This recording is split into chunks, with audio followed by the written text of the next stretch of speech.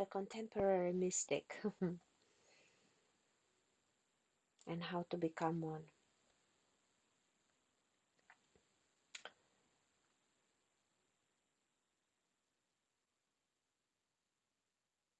Start listening.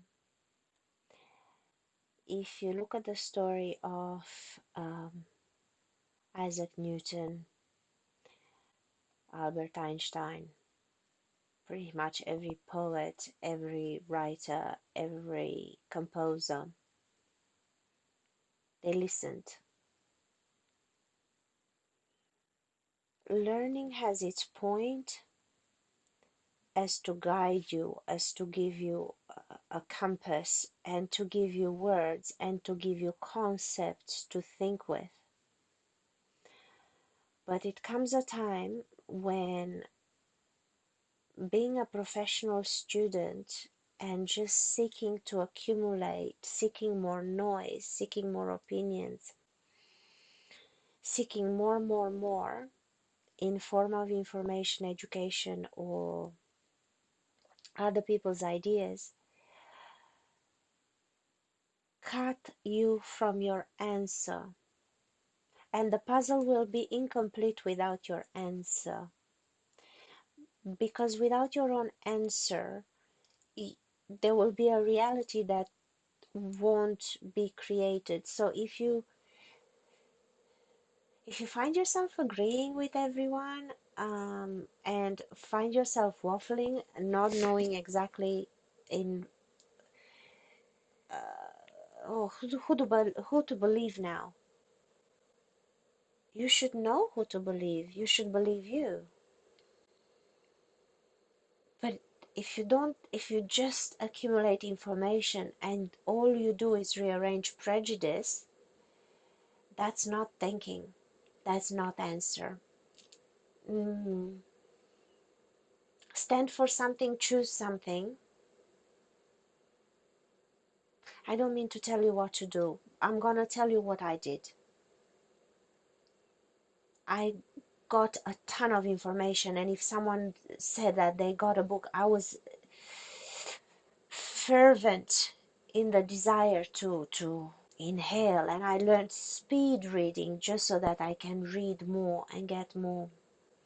And obviously I got to the point of conflicting information, and um, then my life path took me in such a way that I was in positions where I could just digest all that information and kind of realize that everyone was telling their story, what worked for them, how they invented the wheel, how they became their piece, the print on their piece of the puzzle that eventually put together makes the whole thing complete, the whole infinity. But the only way to find you, to find what is true for you, it's if you stop just ingesting, regurgitating, and this is what I did. I eventually stopped because I started disagreeing. I started to prefer one thought form versus another, and then I kind of saw that unless I do me, and unless I look at what everyone gave me a how-to, everyone gave me their how-to,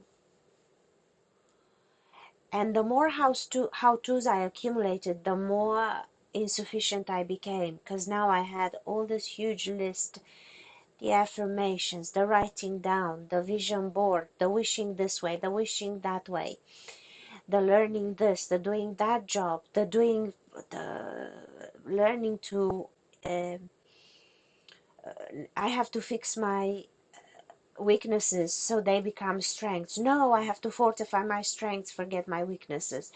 I have to invest, I have to blah, I have to learn this, that, and the other. And I just became so overwhelmed and felt so insufficient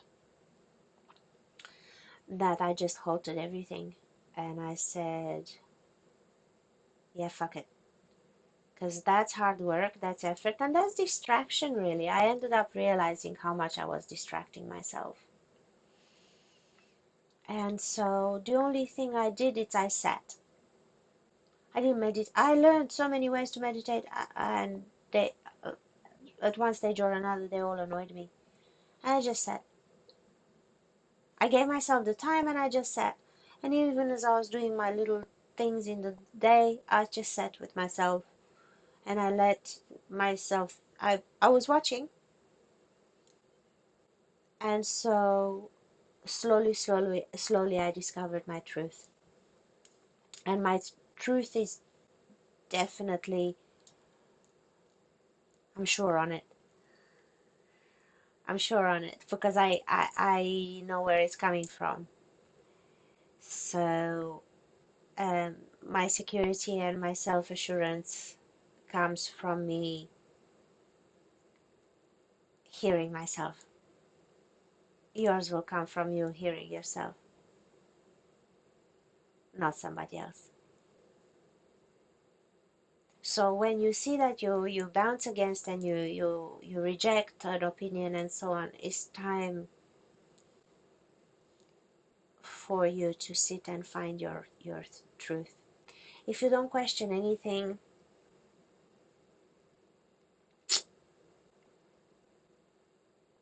I feel bad for you. I really do. I question everything.